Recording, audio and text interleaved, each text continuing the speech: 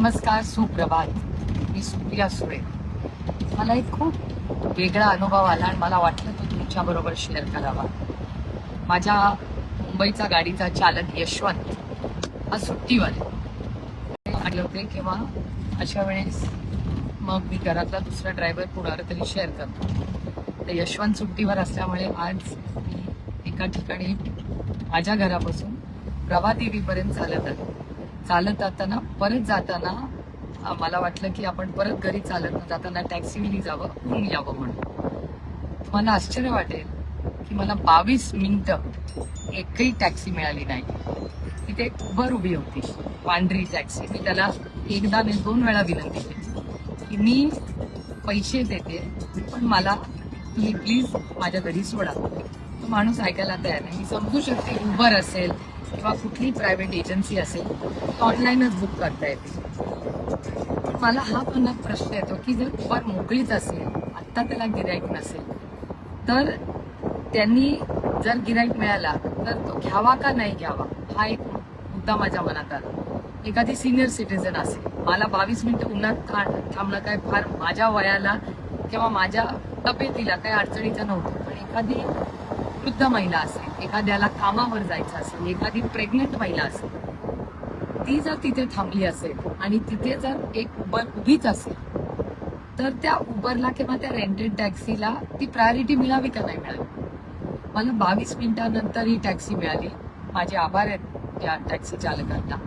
पण आपली जी public system आहे, जी यंत्रणा आहे, ती खरंच पब्लिक सिस्टम ही सशक्त आहे का नाही हा विचार माझ्या मनात आला. कारण का एरवी मी गाडीने जाते, त्याच्यामुळे मला खरंच आहे, मी खूप प्रांजळपणे कबूल करते की पब्लिक सिस्टम बद्दल मी भाषणही करते, अनेक वेळा करते. पण मूलभूत जी गोष्ट आहे की एखाद्या टॅक्सी रिक्षासाठी आपण थांबलो, एखादा नाही म्हणला त्याच्यातही काही गैर नाही, त्याचंही काहीतरी काम असेल.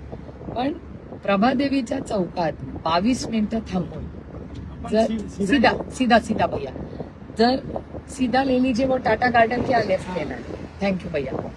जर आपल्याला एखाद्याला, माझ्या समोरून एक मुलगी आली, तिला कामावर जायचं होतं म्हणून माझी टॅक्सी मी तिच्यासाठी सोडली. कारण खरंच माझी पहिली मीटिंग आज 10 वाजता आहे, त्याच्यामुळे तिला जास्त गरज होती त्या टॅक्सीची म्हणून मी सोडून दिली. पण दरवेळीच मलाही ती टॅक्सी सोडणं शक्य असेल का. आणि खरंच एक पब्लिक सिस्टम म्हणून मला असं वाटतं आपण आणि या नवीन उबर वगैरे ज्या निघाल्यात आणि टॅक्सीज ही जर यंत्रणा सशक्त करायची असेल तर जर तिथे लाईनीनी टॅक्सी उभ्या असतील, लाईनीनी उबर्स उभ्या असतील आणि मी पैसे भरायला तयार आहे, तर मला ती सुविधा का मिळू नये. एकीकडे आपण ट्रॅफिक कमी करूया, पब्लिक ट्रान्सपोर्ट स्ट्रेंथन करूया, या गोष्टी वारंवार बोलतोय. त्याची अंमलबजावणी जर ग्राउंडवर होणार नसेल तर कसं. आणि हा फक्त माझा वैयक्तिक मुंबईचा प्रॉब्लेम नाही, सगळीकडेच येतो. त्याच्यामुळे एक पॉलिसी म्हणून आपण याच्यात काय सुधारणा केल्या पाहिजेत हा अनुभव मला आलाय. तुम्हालाही कुणाला या पॉलिसीसाठी काही सुधारणा द्यायचे असतील तर प्लीज मला सोशल मीडियावर कॉन्टॅक्ट करा. मी स्वतः परिवहन मंत्र्यांना कॉन्टॅक्ट करून ह्या ज्या ग्राउंड रियालिटीज आहेत त्या त्यांच्यापर्यंत पोहोचवण्याचा नक्की एक प्रयत्न करीन. पण आज एक वेगळा अनुभव मला आला. मी काही त्या टॅक्सी किंवा उबरच्या विरोधात आहे किंवा त्यांच्यावर काही ऍक्शन घ्यावी अशी माझी कुठलीही अपेक्षा नाही. पण एक ट्रान्सपोर्ट सिस्टम ही सशक्त करण्यासाठी जर कुठे गॅप्स असतील त्या भरत काढणं एक कन्झ्युमर म्हणून ही माझी नैतिक जबाबदारी, एक लोकप्रतिनिधी म्हणून पण, एक नागरिक म्हणून पण आहे.